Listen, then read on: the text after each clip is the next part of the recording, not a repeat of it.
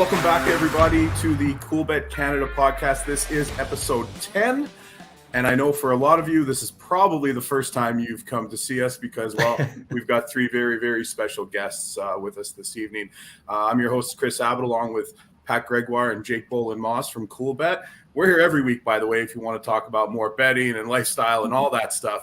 But we've got our biggest guest yet, with no disrespect to all our other friends.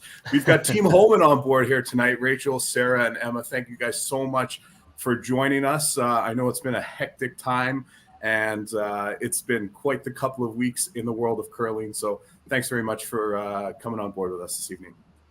Thanks for having us. Excited to be here. Well, we are excited to have you. It's the first time I've been able to see your faces since Saskatoon. A whole lot has happened since then, obviously, in the curling world. And it's been a crazy year, just 2 years, really, with COVID and then the Olympics. And then it's been totally disjointed from what I think regular curling fans, and I'm definitely sure what you guys are used to doing on a week-to-week basis. Are you at all looking forward to maybe some normal at the Players coming up in Toronto?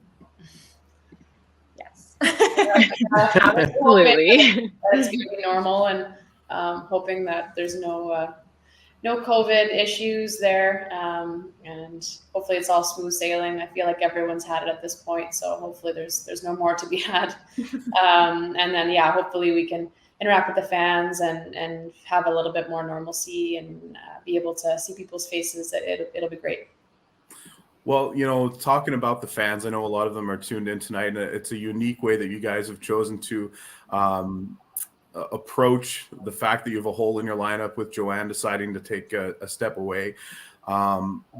With everything that's been going on over the last few weeks, I suppose, and I guess even back to the Olympic trials, both on the men's and women's side, where teams have been talking about what they're going to do next for the next run at the Olympics. How have you guys navigated all that? And ultimately, did you ever think about not coming back as a team? And what made you decide to give it another go here?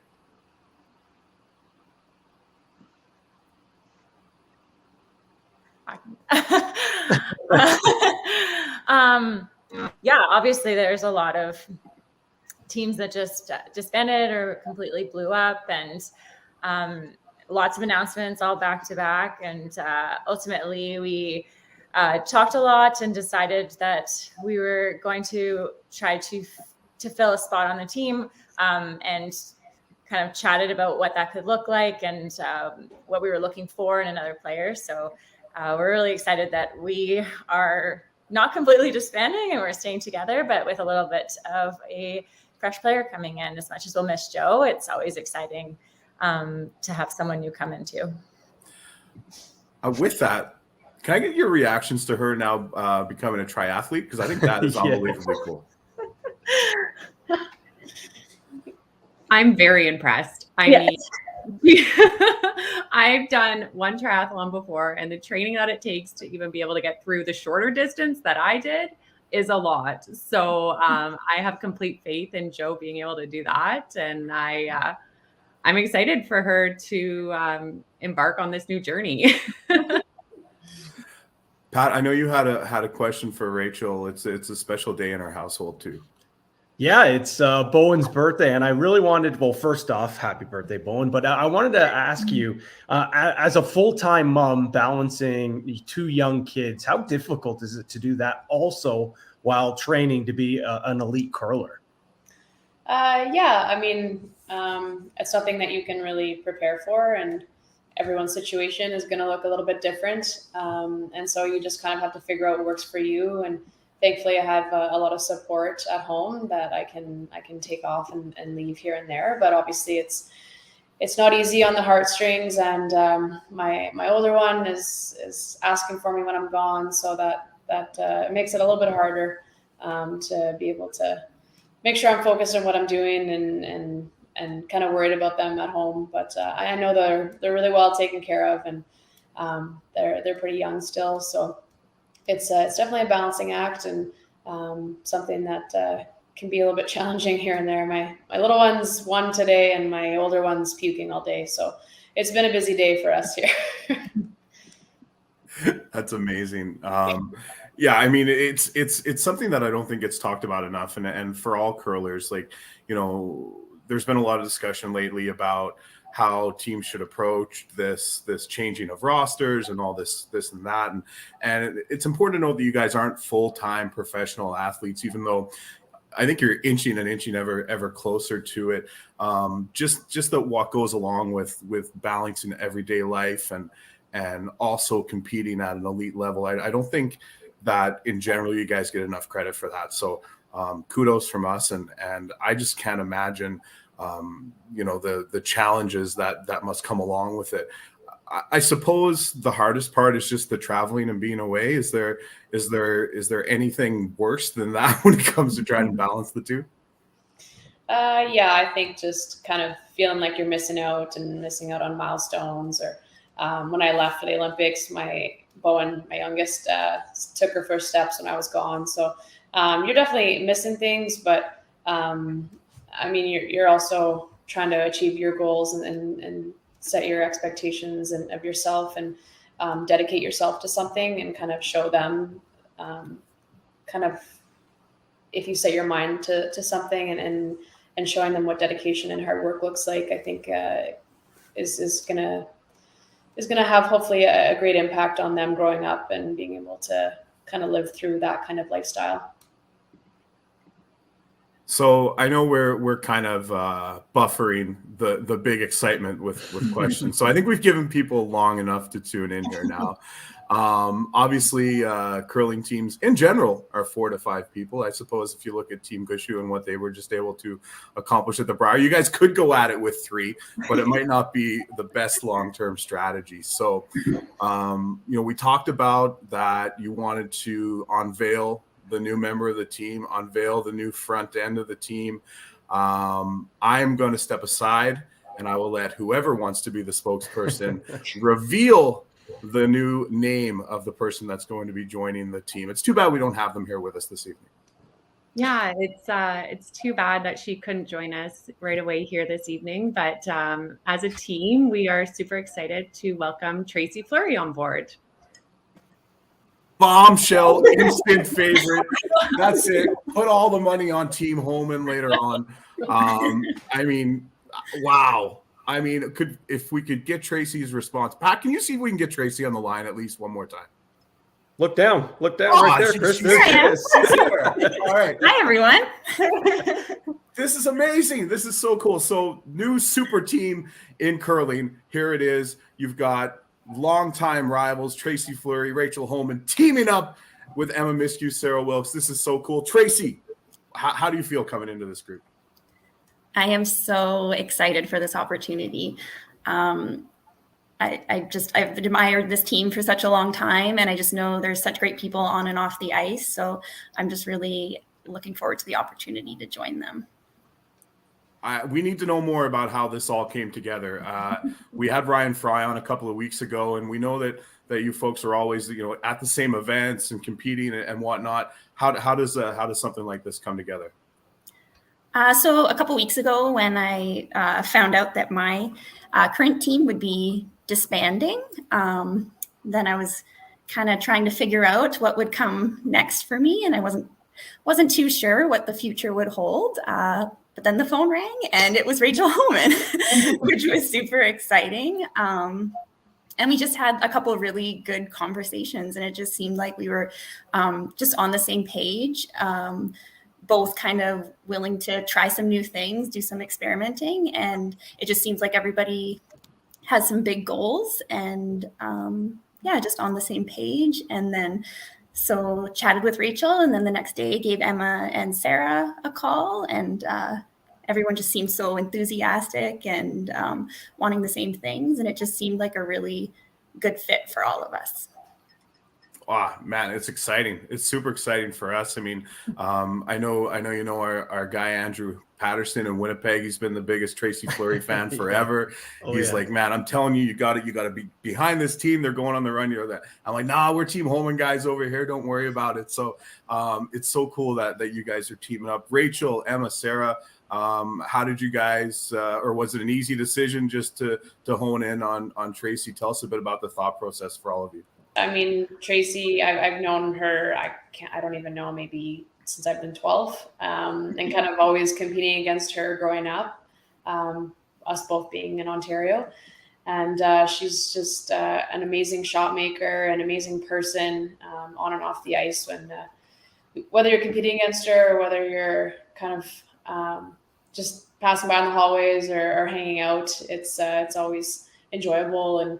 And she always kind of has that warm, big smile and super inviting and positive. And I think it'll be a great fit for our team on the ice. And she brings so much experience and strategy and just amazing shot making. She's just been at the top for a while now. And I think it makes a lot of sense for us to team up and kind of combine our experience and combine our knowledge of the game and see how far we can take this. It's really exciting for me and the girls to be able to bring such an experienced player onto this team and feel like we can just kind of pick up from this season and move forward and feel like we didn't miss a beat. Tracy, what about this team when the phone rang made you think, yeah, let's do this? Like, where do you see yourself fitting in terms of what you can bring to the group? Yeah, this team they work so hard and they've achieved so many things. And yeah, I just admire their dedication, and I think that I'll be able to learn a lot from these three. So I think it'll help me develop as a curler. So I'm just looking forward to trying new things and learning from these three. Okay, so I was hoping Rachel was going to say there was a bunch of animosity and you guys, always when you passed each other, it was grr, and now we're going to come together even though we don't get along. But Pat has dug into the reality of the situation, and he thinks he may have found a reason for there to be a rift before this thing even starts. Yeah, I don't want to rock the boat. I know how important chemistry is, especially when, there's a new team. But Tracy, I don't know if you know, but it's been on the record that Team Homan is big time Team Dog. And I've heard rumblings you might be on Team Cat. Okay, well, to be clear, I do like dogs. I am an animal lover. But yes, I am the owner of a tabby named Button. Nice. Yes, so I do I am a cat person, yes. But I had to keep that a secret from the team. I just afraid it might be a deal breaker, so I don't think they knew until now. It's too late. We already announced it. We can't go back. I do like the name, though. That is a great Yeah. name. That is good. We'll give you that. Yeah. That is some intrepid reporting from Pat Gregoire. I can see why TSN keeps you around on the lacrosse broadcast, Pat. That was pretty cool. Someone's got to do the digging. Someone's got to do it. So over the last, Pat, I think this was written down as your question, but I'm just going to take it and run with it. Over the past few seasons, of course, and heading into next season, there's always talk about residency when it comes to Curling Canada and where teams can play. I know that you've all, I guess, Emma, with the exception of you, really have lived out of province or represented out of province. Do you guys have a plan going forward for, what province you'll be competing in coming up?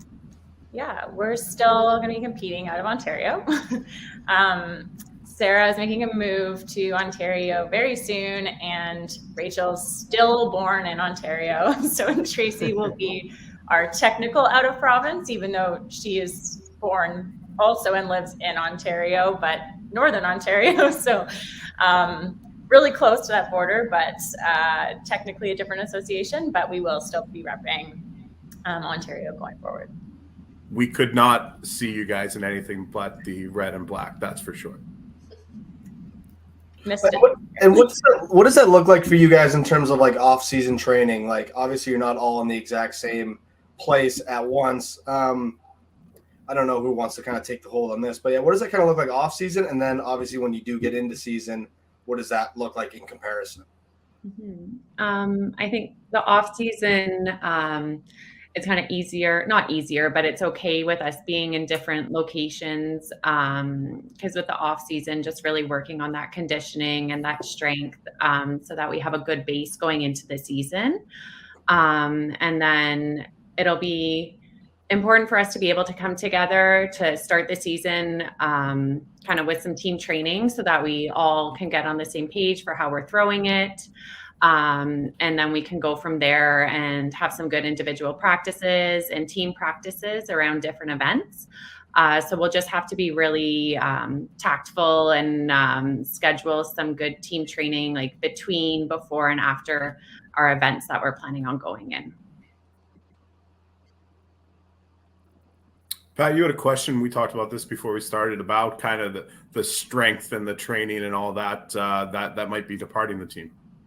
Yeah, we know Joe is obviously known as a super sweeper, a power sweeper across the women's game. So what's that going to change the dynamic with the new look team here? Yeah, that's, I mean, unfortunately, I wasn't recruited for my sweeping. We all know that. I think no matter what we did, Joe is pretty much irreplaceable in that area. But we are all working hard and trying to get as strong as we can to fill that gap a little bit. But for her power, I mean, she'll be missed for sure. So with a group that's played together as long as you guys have, I can't contend or say that I know enough about the science of sweeping and stuff, but you're going to have a different front end. You're going to have a different back end. Rachel is the skip of the team. Does that change how you call a game? Does it change the strategy as you go into the season? Where's the mindset fall around that? Well, I think Tracy and I both kind of bring different things in strategy. And so every time you have different players or a different makeup going forward, you kind of find the strategy and the tactics that work for your skill set. And we're really aware of everyone's skill set. Sarah and Emma will be playing front end, and Tracy and I will be trying to hold down the back end. And so I think as we go and figure out positions that work best and what that lineup might look like, and then kind of our strategy will evolve from there. I tell you, I almost want next season to start, but there's still some events left on this year's calendar. So I'm wondering, is that going to be awkward for all the teams that are heading in there now? Like, what's the dynamic like when you show up and you're like, yeah, none of us are playing together anymore? I think, well, for us, it's not as awkward because Joe has just decided that she wants to step away. So we're still really excited to finish out the season with her and do our best to have her have a good ending to her season. But I think Tracy might be able to speak to her team situation.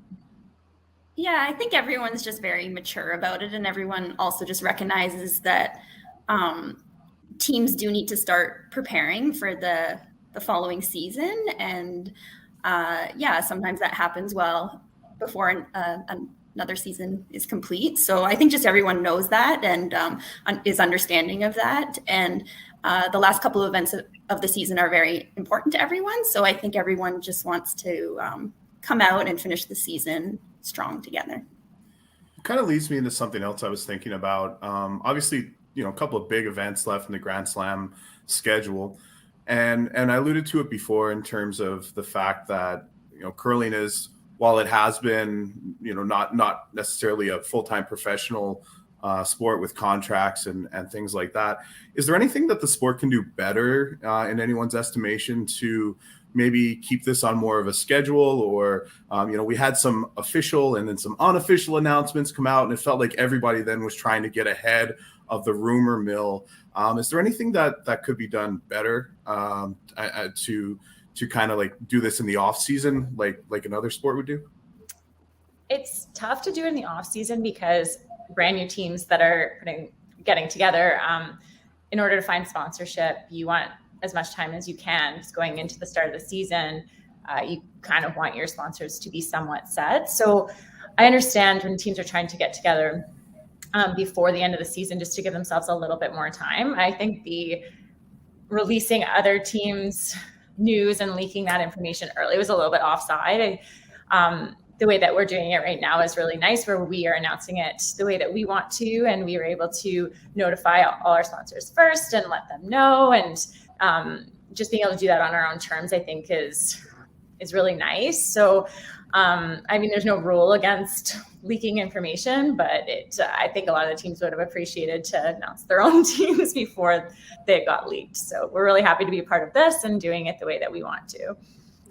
Yeah, I just want to say I didn't leak the information about Team Cat, Team Dog. So shout out to me for keeping that tight lipped. So no, but I will say I had a number of people reach out to me and be like, all right, who's it going to be? What are they doing? Yeah. And I think the only good thing I think comes from this is that interest in your sport is at an all-time high, and the exposure is there, and people want to know. And we've talked about this before, is that curling is such a personal sport. I remember the first time I met Jennifer Jones, I said to her, like, I think I've known you for 25 years, right?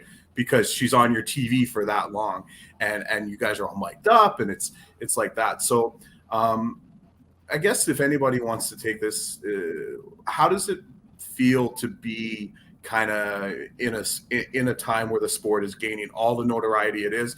And social media can be bad for some things, but I know there's a lot of love and excitement out there as well. Yeah, I think it's great to be able to be in the sport when there's so much interest in it and so much excitement. It brings that much more excitement to our game, and we get to play in front of thousands of fans, and kind of you feel that electricity in the building, and kind of riding the roller coaster that is the game of curling. Kind of you're making big shots, you're missing big shots sometimes, and it's just an exciting time to be in the sport. And obviously the more exposure for us, the better, because we just kind of thrive off of that energy. And it's exciting to be able to kind of inspire others and get other maybe young women interested in the sport and getting them into curling. So I think we're always looking to grow the sport and to also be role models for kind of the next generation, or maybe people who haven't been exposed to curling before and want to try it out for the first time. Well, speaking of which, sorry guys, I wanted to introduce Steph Labbe as your new lead. That was what I wanted to do here today. That would have got people fired up. But I mean, you've got one of Canada's now most recognizable Olympians who is like full on team curling, and she chimed in on the social media and all that. And that's just got to be cool, right? I mean, I even saw an interview she did with the curling show, or that curling show, that she said, curling was always a sport that all my parents watched it, but now it's cool.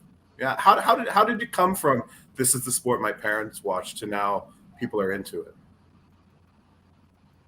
I think that mixed doubles also helped, kind of having two disciplines and having two different kind of variations of the sport, so can kind of pique different interests of different people.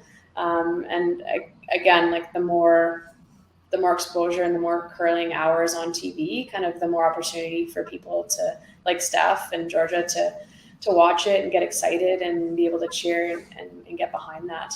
I mean, it's fun for athletes to cheer on other athletes, and kind of develop that relationship and help kind of lift each other up. It's pretty awesome. On that note, and I've brought this up on this podcast, and I think maybe it's just me thinking this, I think it would be a gold mine, but I don't know if you guys are familiar or have watched the Drive to Survive series with the F1. I think if curling did some sort of behind the scenes season following different teams and stuff, I think that would be so good, because there's so many great personalities, there's so many rivalries, and especially around this time with teams changing, I just think that would be an absolute gold mine. I'm already getting excited, and the thing's not even anything real. What was the name, Chris, that you said it was? There was a name. It was Slide to Survive, I think, or something. I don't know. Yeah, Sweep for Your Life. I don't know. Sweep for Your Life might have been it. Yeah. Would be something. Would you guys be interested in doing something like that? Would that appeal to you, or would that be way too invasive and not something at all that, we've seen it with the NHL. They've done it as well. Golf is doing it now. do you have any interest in that, or would that be like, I never want to touch that? It's funny because like we've joked about it before when you talk to people who are outside of the like curling environment about all the team changes and kind of everything that happens. They're like, this could be a documentary. Like you guys are missing out on an opportunity here. So that's really funny that you said that. And I think any opportunity to grow the sport and get more exposure and have it on different platforms can help with the grassroots too, right? Get more people involved. Like, I don't know. I think there's something there for sure. Anyone else have a comment on it? Because if we can get 3 of you to agree, maybe we just do a Team Homan one ourselves next year. I'm down. Yeah, I would second that. I mean, it's hard at first to just be followed around with cameras, I think, but I think it's good for the sport to see a different side of us too.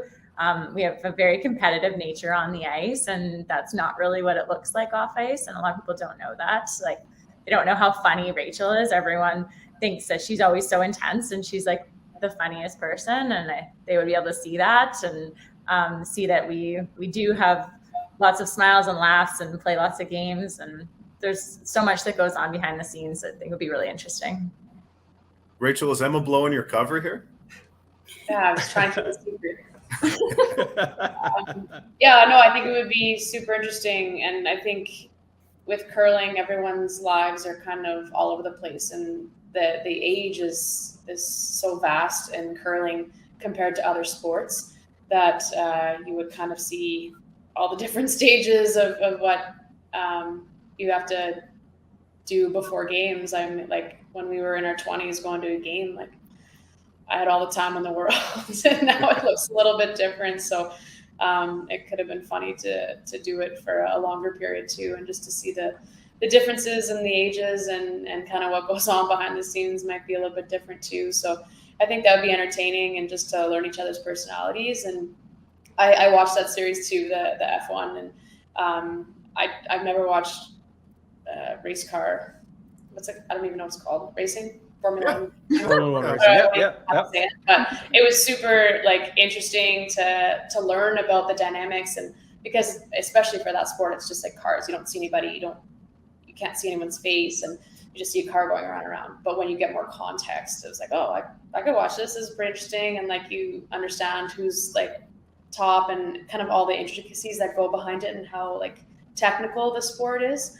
So I think you could kind of get on board too with curling, as you just kind of watch some rocks set up and down the sheet. But if you understand the strategy and the tactics and like the training that goes into doing it, I think it would be super interesting.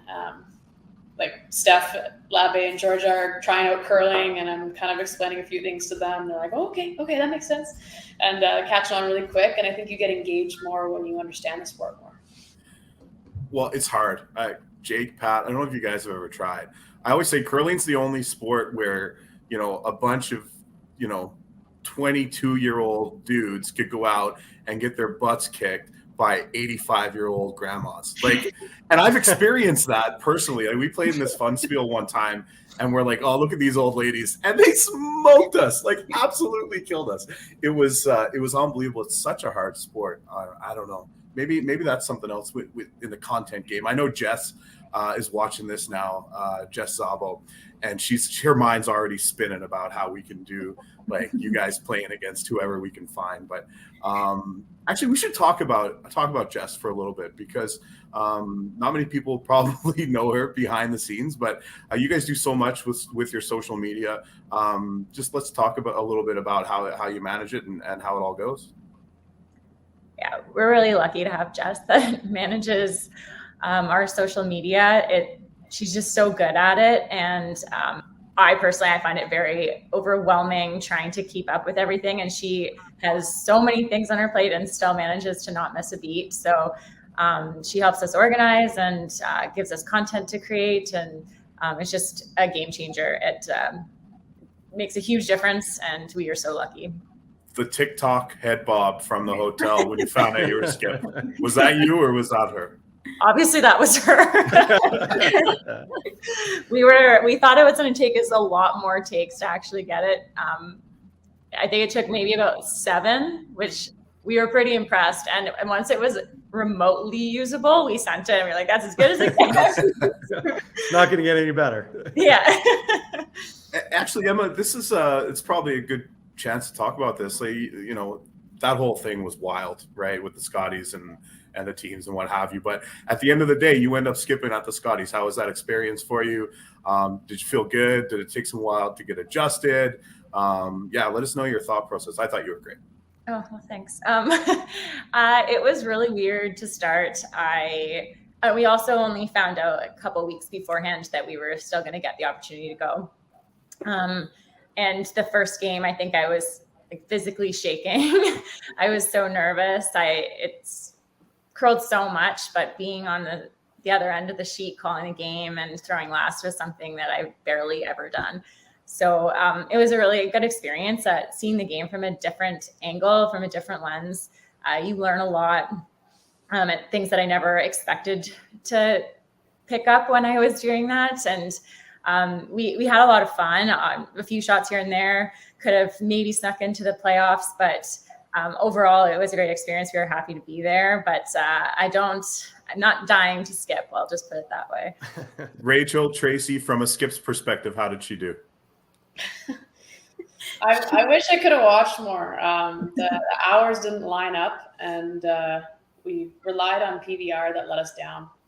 So I didn't really get to watch too much, but I heard that the girls were just phenomenal and in every game, and that's all you can ask for, right? Is that they were competitive with all the top teams there, and were able to hold their own, and it's just phenomenal what they were able to do, and super proud of their efforts and how they performed. And obviously everybody wants to win everything, so I'm sure they're disappointed they didn't win absolutely everything, but I'm sure it was an amazing experience for them. And it was great to watch, like the snippets that I got to see, the replays and a couple ends here and there. Tracy, did you guys get to play each other? I can't remember on the schedule. So I was in isolation when our teams met up. Oh, right. I didn't get to watch that game on TV, though. And I couldn't tell Emma was nervous at all. I thought she looked very composed and comfortable and did an awesome job. Oh my God, that's right. I forgot that was like early on. Yeah, the two teams didn't have their skip. Yeah. That was pretty good. Third, it was the most wild scoreboard I think I've ever seen. Highest scoring game of all time, I think. We saw a few of those. Jake is new-ish to curling, probably the newest out of all of us. So you've been learning though, and you love it. What's been, if I had a chance to sit down and ask one of the best teams in the world when I started watching, I don't know what I think either. What's going through your head, Jake? A whole lot right now, actually. It's amazing. The shot making, like the strategy, I'm still trying to figure it all out myself. Where do you decide to put the first stone when there's nothing at the other end of the ice there? Like, it's like, how do you decide where the first? I know you usually throw a blocker and then you try to tuck some stuff in. I don't know. I'm still trying to figure it all out. As you can tell, I've been pretty quiet the whole time, but no, I'm super interested by it all. I'm hoping to get out to a tournament this year. Now that we got you guys back on board, I'm excited. Yeah, we'll all be at the Players, man. That's going to be awesome. I think we might know someone to get us some tickets too. Yeah. Pat, anything else? Well, I was just curious, like obviously in, for hockey or for lacrosse, whatever it may be, you have some sort of, rookie party, some initiation to bring the new member on. Any plans for that for Tracy? Well, we can't tell her. Now I'm scared.